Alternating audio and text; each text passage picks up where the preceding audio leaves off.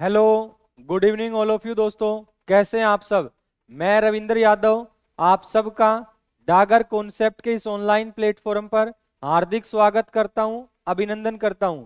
तो चलिए भाई, जितने भी प्यारे विद्यार्थी हैं एक बार फटाफट लाइव जुड़िए और अपनी प्रेजेंट लगवाइए कि हाँ सर मैं क्लास के अंदर प्रेजेंट हो चुका हूं, ताकि फिर हम अपने आज के इस सेशन की शुरुआत करें।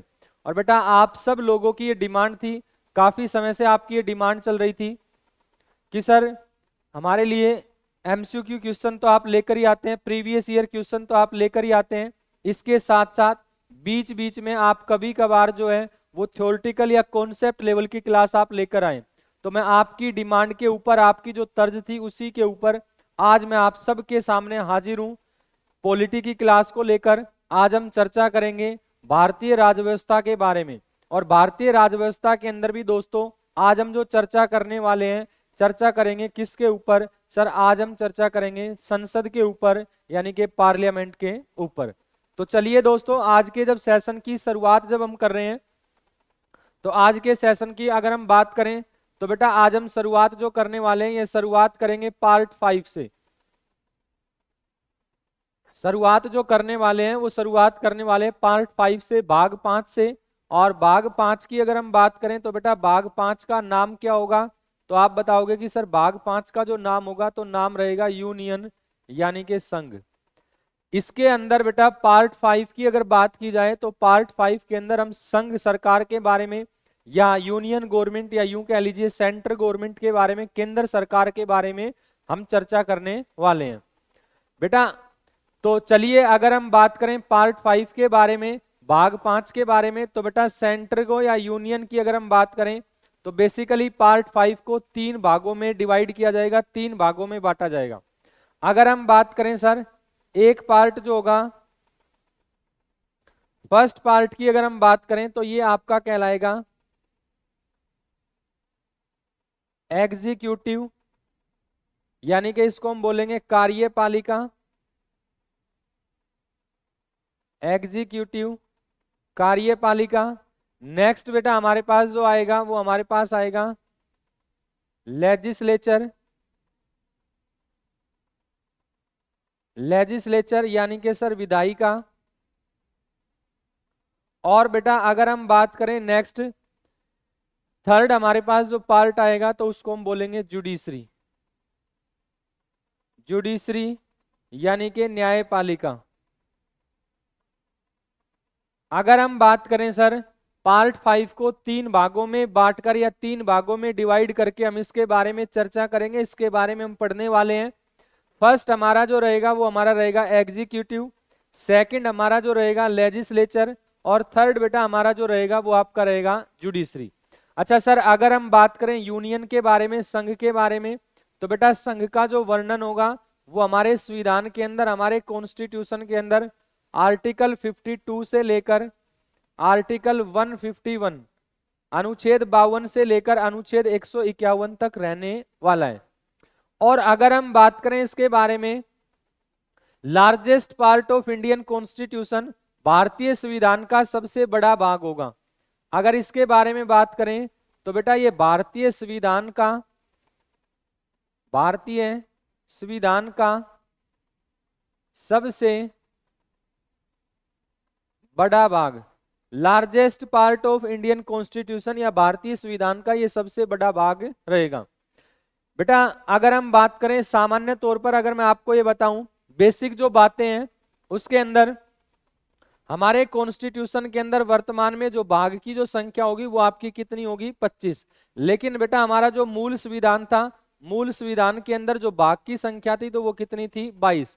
ये भी आप याद रखेंगे कि सर मूल संविधान में भाग की संख्या 22 थी और वर्तमान के अंदर हमारे संविधान में भाग की संख्या कितनी होगी? 25 होगी। और इन 25 के अंदर भारतीय संविधान का जो सबसे बड़ा जो भाग रहने वाला है तो ये आपका कौन सा रहेगा? तो आपका आंसर होगा सर पार्ट 5 है, भाग 5। भाग 5 जो होगा तो ये भारतीय संविधान का सबसे बड़ा पार्ट रहने वाला है। चलिए भाई अब अगर हम चर्चा करें सर एग्जीक्यूटिव के बारे में या कार्यपालिका के बारे में, तो बेटा आप बताएंगे कार्यपालिका का जो वर्णन होगा ये हमारे कॉन्स्टिट्यूशन के अंदर आर्टिकल 52 से लेकर और ये आपका कहाँ तक रहेगा, आर्टिकल 78 तक। अनुच्छेद 52 से लेकर अनुच्छेद 78 तक जो वर्णन मिलेगा वो किसका होगा, कार्यपालिका का।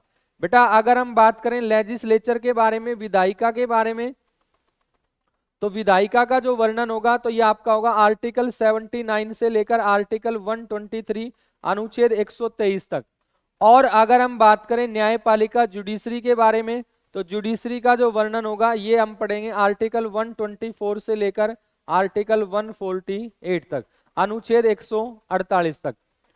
तो पार्ट 5 को 3 भागों में बांटकर पढ़ा जाएगा, कार्यपालिका, विधायिका और न्यायपालिका। कार्यपालिका अगर बात करें तो आर्टिकल 52 से 78, विधायिका की अगर हम बात करें तो आर्टिकल 79 से आर्टिकल 123, न्यायपालिका की अगर हम बात करें तो आर्टिकल 124 से लेकर आर्टिकल 148, अनुच्छेद 124 से लेकर अनुच्छेद 148 तक।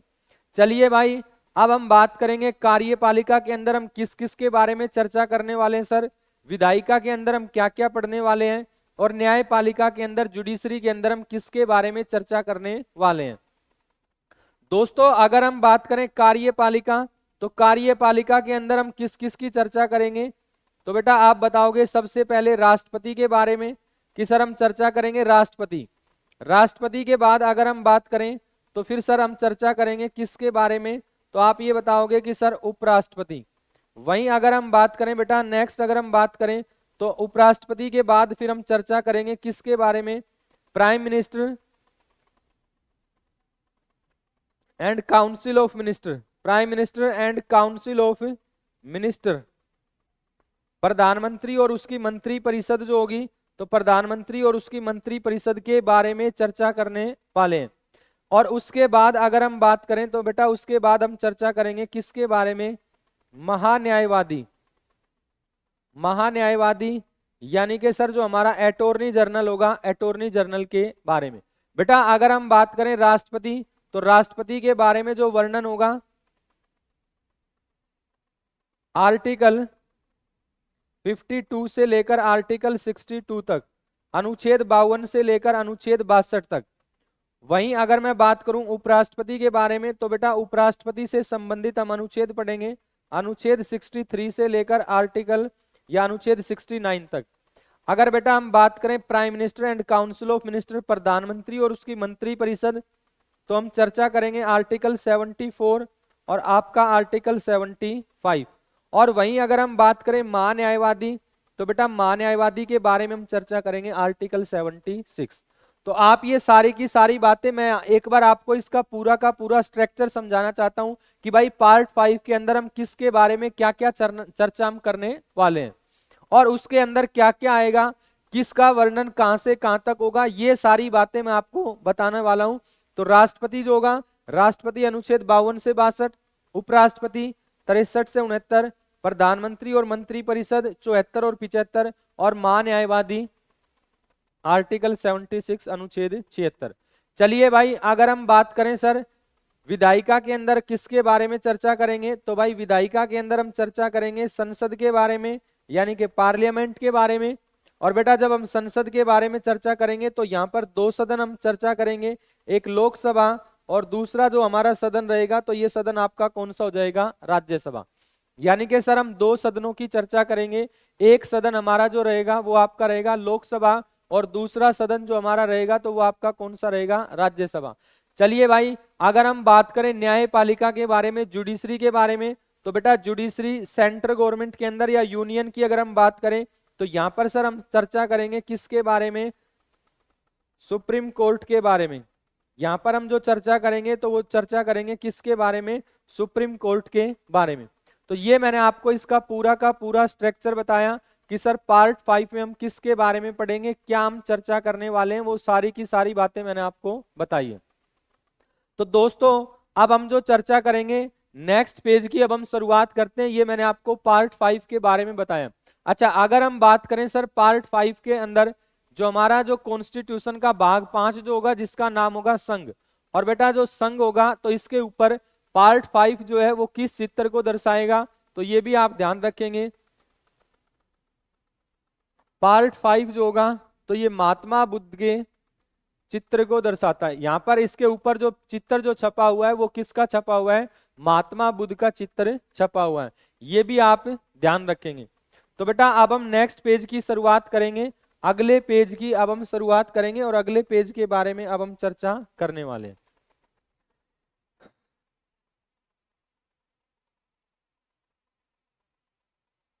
चलिए, तो अब हमारा जो रहेगा वो हमारा रहेगा बेटा पेज 2 भाग 2। अब हम जो चर्चा करेंगे तो वो चर्चा किसके बारे में करेंगे? पेज 2 यानी कि भाग 2, सॉरी वो फर्स्ट पेज था, ये हमारा सेकंड पेज रहेगा और सेकंड पेज के ऊपर अब हम चर्चा करेंगे। देखिए भाई, अगर हम बात करें सेकंड पेज के बारे में या दूसरे पेज के बारे में कि सर हम सेकंड पेज जो होगा उसके बारे में सेकंड पेज पर हम क्या पढ़ने वाले हैं या इसमें से हम कौन सा टॉपिक पढ़ने वाले हैं। बेटा जो हमने बात की कि पार्ट 5 को 3 भागों के अंदर बांटा गया, तो उसी के अंदर अब हम चर्चा करने वाले हैं। जैसे मैंने आपको ये बताया कि पार्ट 5 को 3 भागों में बांटा, ये बात आपने अच्छे से समझी। और उसमें हमने ये देखा कि एक भाग जो था उसको हमने नाम दिया विदाई का। नेक्स्ट अगर हम बात करें, सेकंड अगर हम बात करें तो आपने जो एक नाम हमने पढ़ा कार्यपालिका, और सर तीसरा जो हमने भाग पढ़ा वो हमने पढ़ा न्यायपालिका। विधायिका, फिर उसके बाद कार्यपालिका और न्यायपालिका, ये 3 पार्ट के अंदर इसको डिवाइड किया गया। बेटा अगर हम बात करें विधायिका का कार्य क्या होगा, तो विधायिका के कार्य की अगर हम चर्चा करें तो इसका कार्य होगा मेकिंग ऑफ लॉ, कानून का निर्माण करना। आप बताओगे कि सर विधायिका का जो कार्य होता है, विधायिका का कार्य होता है कानून का निर्माण करना। अब अगर हम बात करें कार्यपालिका के बारे में कि सर कार्यपालिका का कार्य क्या होगा, तो बेटा कार्यपालिका का कार्य होता है, इसका जो कार्य होगा, इसका कार्य होगा कानून को लागू करना। इसका जो कार्य होगा वो कानून को लागू करना। कार्यपालिका का कार्य होगा कानून को लागू करना। वहीं अगर हम बात करें न्यायपालिका के बारे में कि सर न्यायपालिका का कार्य क्या रहेगा, तो बेटा न्यायपालिका के बारे में आप ये बताएंगे, इसका जो कार्य होगा तो कार्य होगा अगर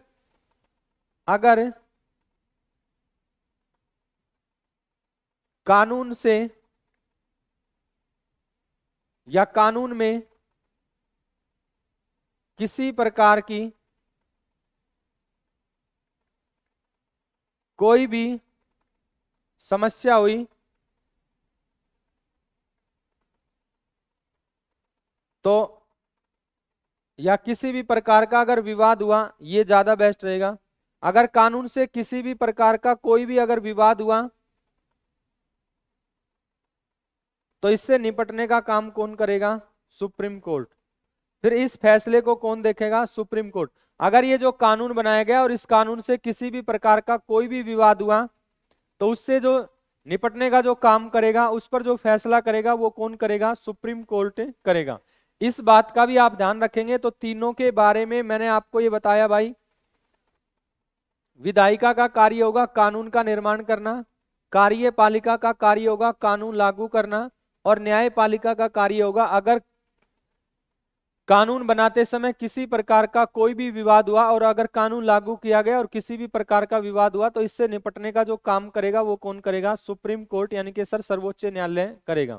तो इतनी सी बातें जो मैंने आपको बताई, ये सारी बातें आपको समझ में आई क्या भाई? जो 2 पेज पर एक फर्स्ट पेज मैंने आपको समझाया जिसके अंदर मैंने आपको पार्ट 5 का स्ट्रक्चर बताया, उसके अंदर आपको किसी प्रकार की कोई समस्या, या फिर अगर हम बात करें कि सर पेज 2 पर जो इनके कार्य होंगे तो वो कार्य मैंने आपको बताए, इनमें आपको किसी प्रकार की कोई भी समस्या।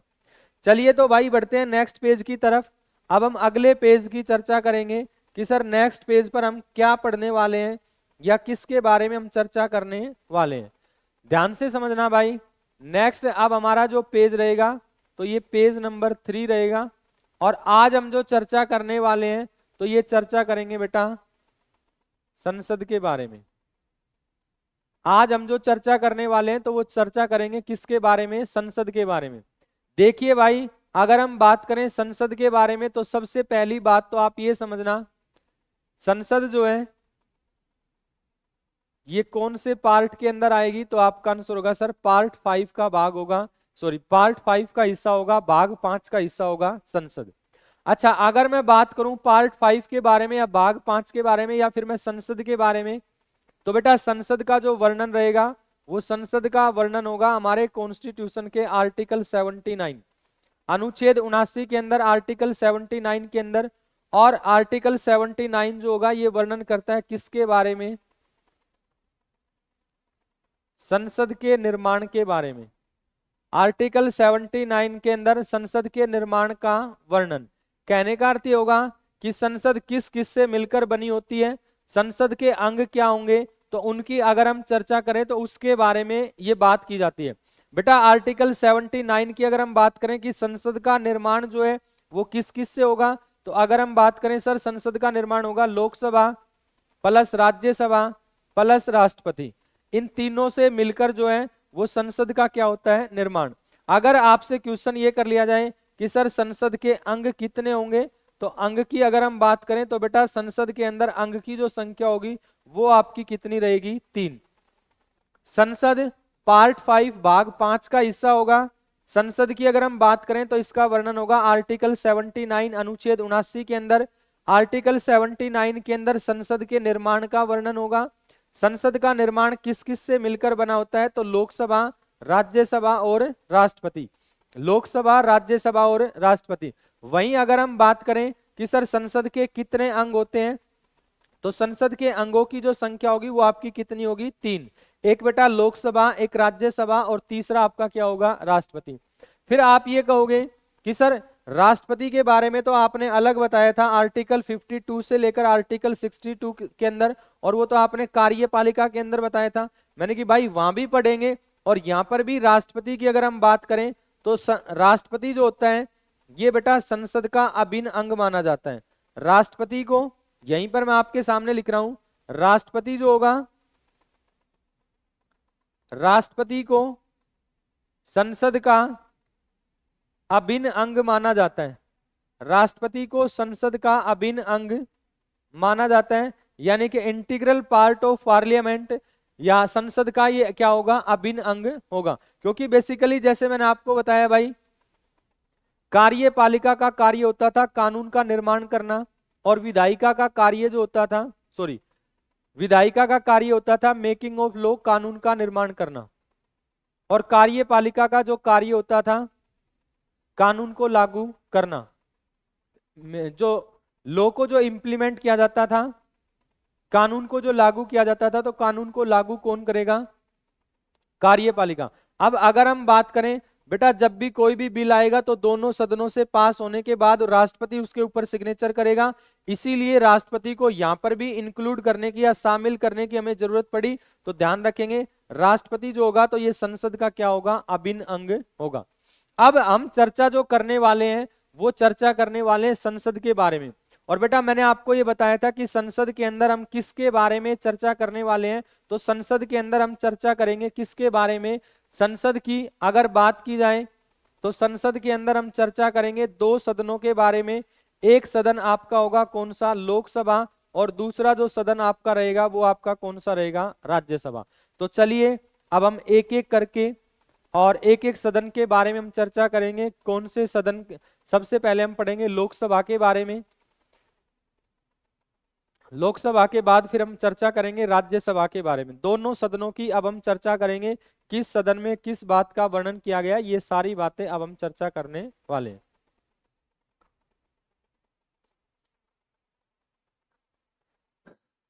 चलिए भाई, तो आज का हमारा जो टॉपिक रहेगा वो टॉपिक रहेगा लोकसभा। अब तक मैंने आपको जितनी भी बातें बताई वो बिल्कुल बेसिक बेसिक बातें थी, और उन बेसिक बेसिक बातों के बारे में हमने चर्चा कर ली। और अब हम जो मेन हमारा जो टॉपिक रहेगा आज का, वो टॉपिक हमारा होगा लोकसभा। चलिए भाई, अगर हम बात करें लोकसभा के बारे में तो सबसे पहले अगर हम बात करें सर लोकसभा का जो वर्णन होगा, लोकसभा का जो वर्णन होगा तो ये संविधान के किस अनुच्छेद के अंदर होगा? आर्टिकल 81 अनुच्छेद 81 के अंदर। आर्टिकल 81 जो है वो लोकसभा की संरचना के बारे में या लोकसभा के स्ट्रक्चर के बारे में वर्णन करता है। तो चलिए सबसे पहले हम चर्चा करेंगे लोकसभा के स्ट्रक्चर के बारे में, लोकसभा की जो संरचना होगी, लोकसभा की संरचना के बारे में हम वर्णन करने वाले हैं। लोकसभा का स्ट्रक्चर क्या होगा या लोकसभा की संरचना क्या होगी, तो इसके बारे में अब हम चर्चा करने वाले हैं। दोस्तों अगर हम बात करें, सबसे पहली अगर हम बात करें लोकसभा के बारे में, तो बेटा लोकसभा की जो संरचना होगी इसके बारे में हम चर्चा करने वाले हैं। अगर हम बात करें सर लोकसभा के अंदर अधिकतम सदस्यों की संख्या, लोकसभा के अंदर अधिकतम सदस्यों की संख्या, तो अधिकतम सदस्यों की जो संख्या होगी वो आपकी कितनी होगी, 550। सर लोकसभा के अंदर अधिकतम सदस्यों की जो संख्या रहेगी तो वो आपकी कितनी हो जाएगी, 550। और वहीं अगर मैं बात करूं कि सर लोकसभा के अंदर वर्तमान सदस्यों की जो संख्या होगी, तो वर्तमान सदस्यों की जो संख्या रहेगी वो आपकी कितनी होगी, वर्तमान सदस्यों की संख्या होगी कितनी, 543। वर्तमान के अंदर सदस्यों की जो संख्या आपकी रहने वाली है वो आपकी कितनी रहने वाली है, 543। अच्छा बेटा अगर हम बात करें कि वर्तमान के अंदर सदस्यों की जो संख्या होगी वो 543 होगी, इन 543 सदस्यों का जो बंटवारा होगा वो कैसे होगा, तो उस बात को भी आप ध्यान से समझेंगे कि अगर सर हम बात करें वर्तमान के अंदर सदस्यों के बंटवारे की, ये जो सीटों का बंटवारा कि सर राज्यों से सीटों की संख्या कितनी रहेगी, तो ये भी आप ध्यान रखेंगे राज्यों से सीटों की संख्या कितनी होगी। और वहीं अगर हम बात करें सर केंद्र शासित प्रदेशों से सदस्यों की संख्या कितनी होगी, जो केंद्र शासित जो प्रदेश होंगे तो इनसे सदस्यों की संख्या कितनी रहेगी। बेटा अगर हम बात करें राज्यों के बारे में, तो राज्य से सदस्यों की संख्या आपकी कितनी हो जाएगी, 524।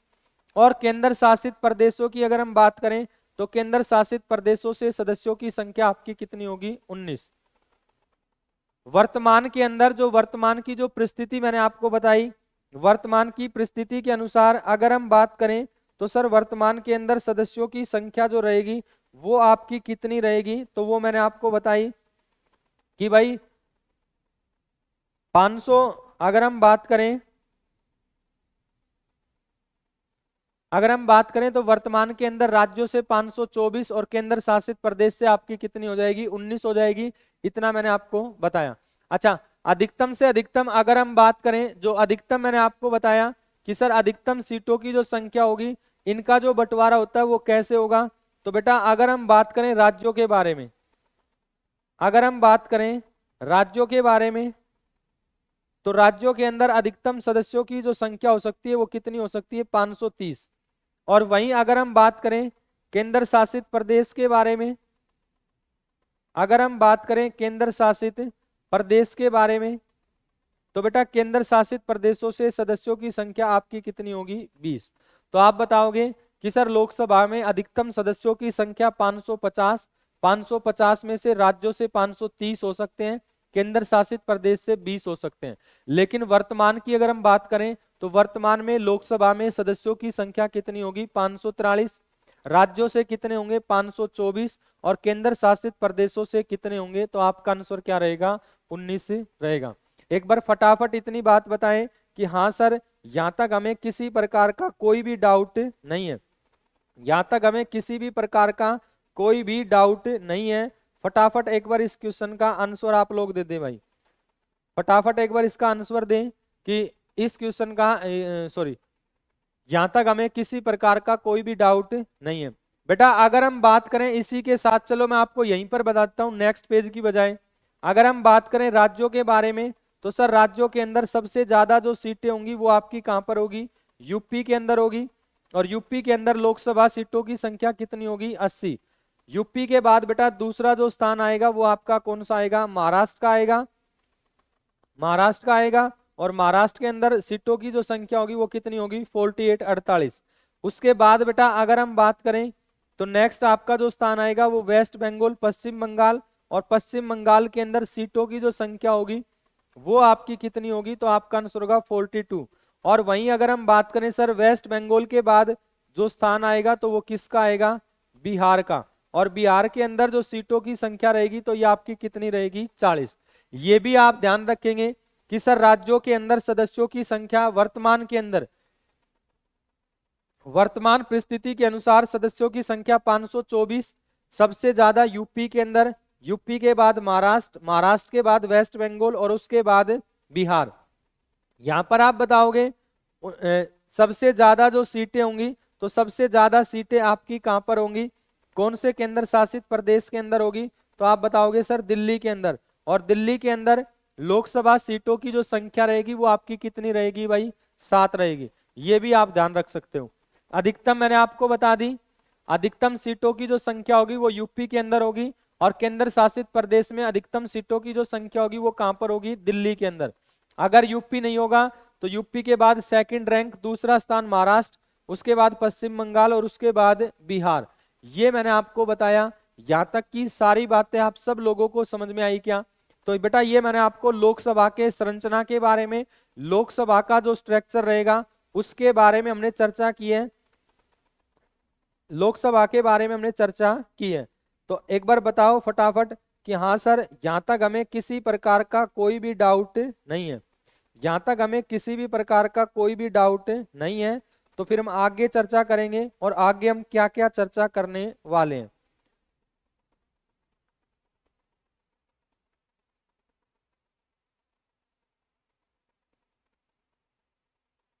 क्लियर है क्या यहां तक?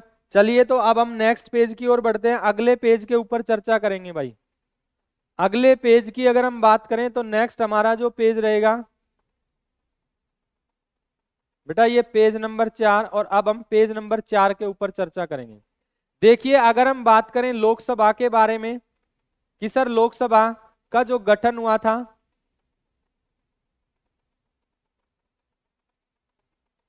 लोकसभा का जो गठन हुआ था ये गठन कब हुआ था, तो आप बताओगे कि 17 अप्रैल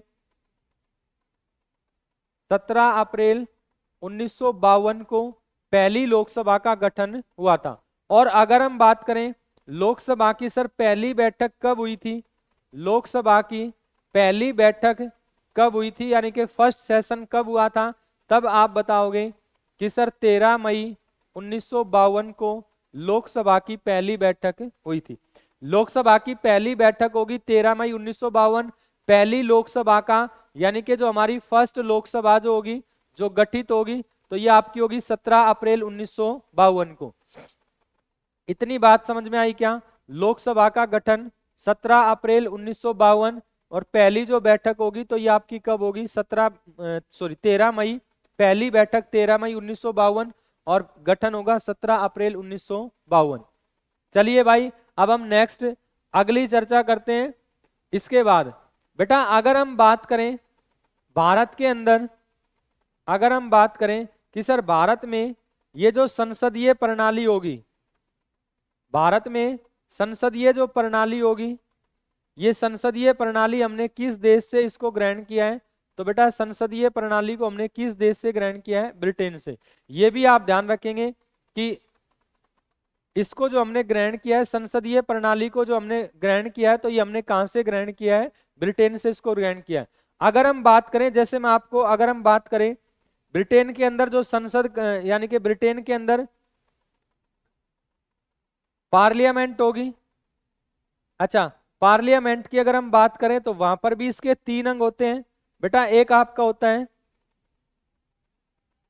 house of common,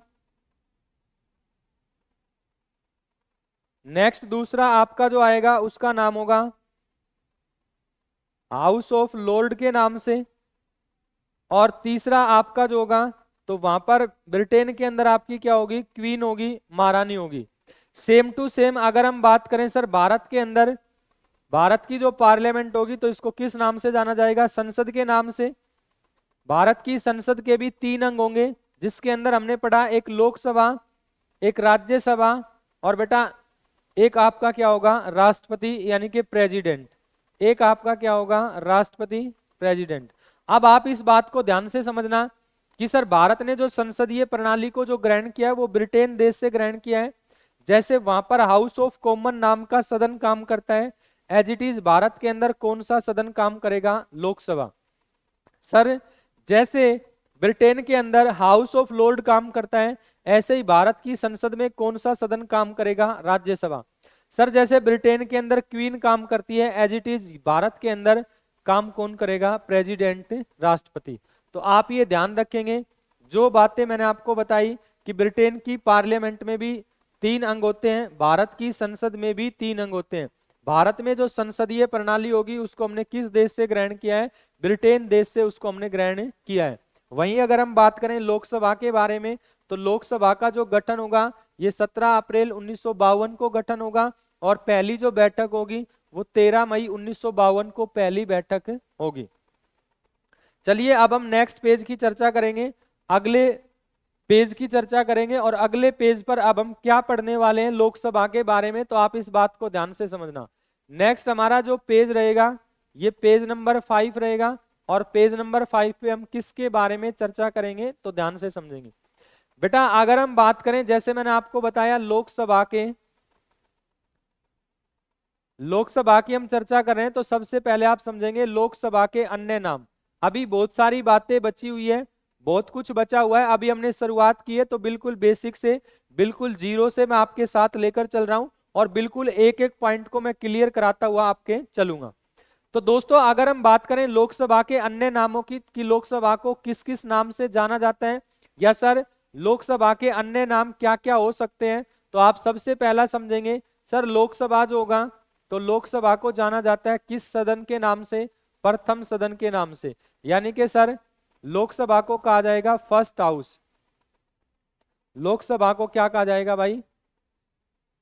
first house. Lok Sabha को कहा जाएगा प्रथम सदन, first house.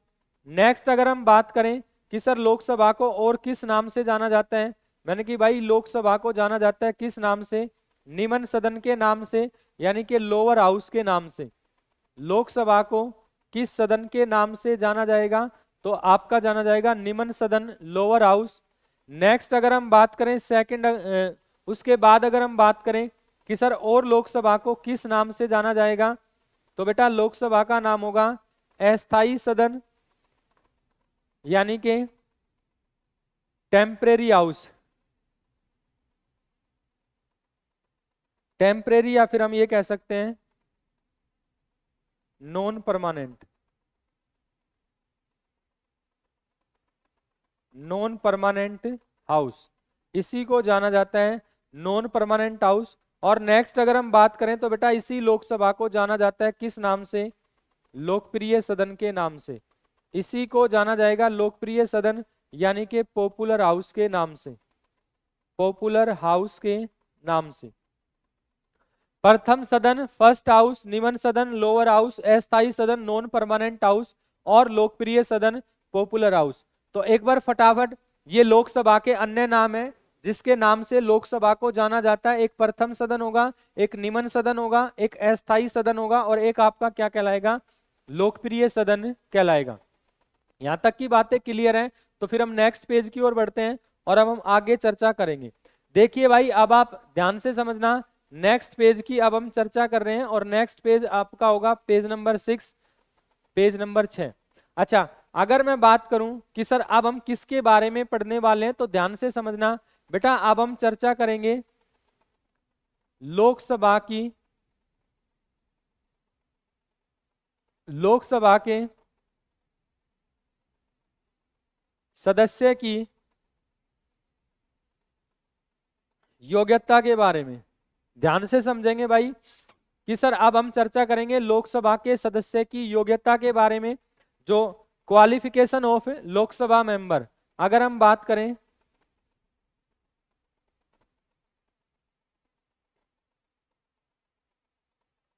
Qualification of Lok Sabha member, Lok Sabha के सदस्यों की योग्यता के बारे में चर्चा करेंगे कि सर लोकसभा के सदस्य की क्या क्या योग्यताएं होती है। क्या कोई भी व्यक्ति जब लोकसभा का चुनाव लड़ता है तो उसके लिए क्या क्वालिफिकेशन होनी चाहिए, क्या योग्यताएं होनी चाहिए, इन सब के बारे में अब हम चर्चा करेंगे। पेज नंबर जो हमारा 6 रहेगा, जो लोकसभा की योग्यता के बारे में या लोकसभा की क्वालिफिकेशन के बारे में आपसे चर्चा करेगा।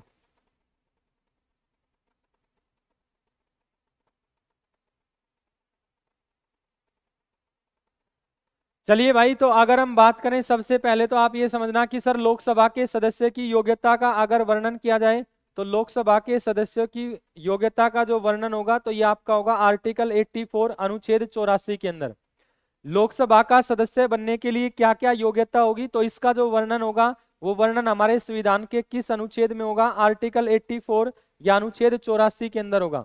अच्छा, अगर मैं बात करूं आर्टिकल 84 से रिलेटेड कि सर क्या क्या योग्यताएं होनी चाहिए, तो सबसे पहली योग्यता आप बताओगे कि सर भारत का नागरिक होना चाहिए, भारत का नागरिक होना चाहिए। सबसे पहली योग्यता भारत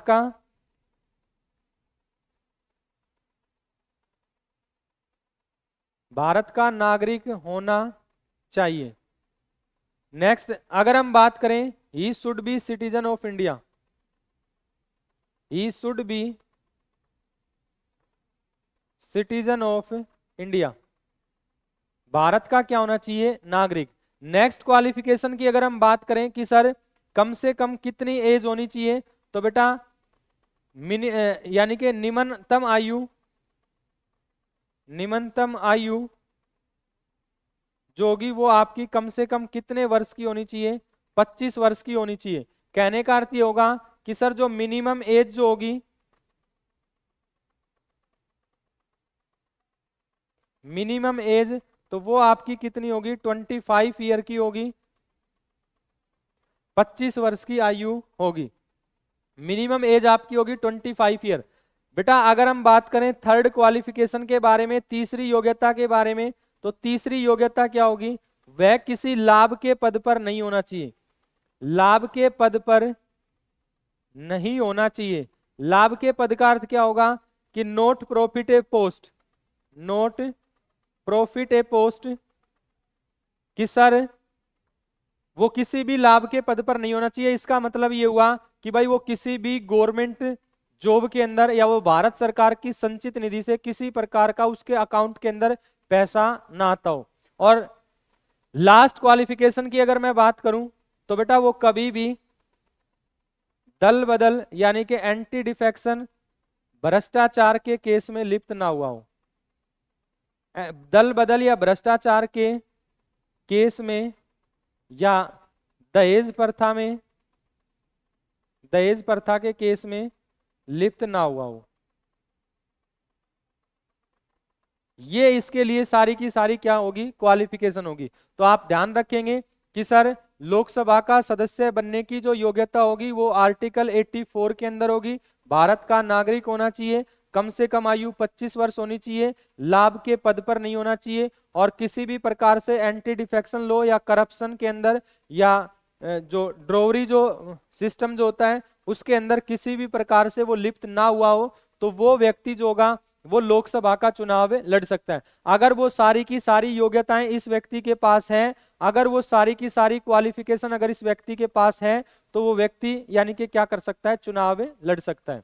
तो चलिए भाई आज के सेशन को हम यहीं पर रोकते हैं, यहीं पर कंप्लीट करते हैं, और नेक्स्ट सेशन की जो है वो अगली क्लास के अंदर आप सब लोगों से फिर जब मुलाकात होगी तो फिर आप सब लोगों के साथ चर्चा करेंगे। तो आज के लिए धन्यवाद।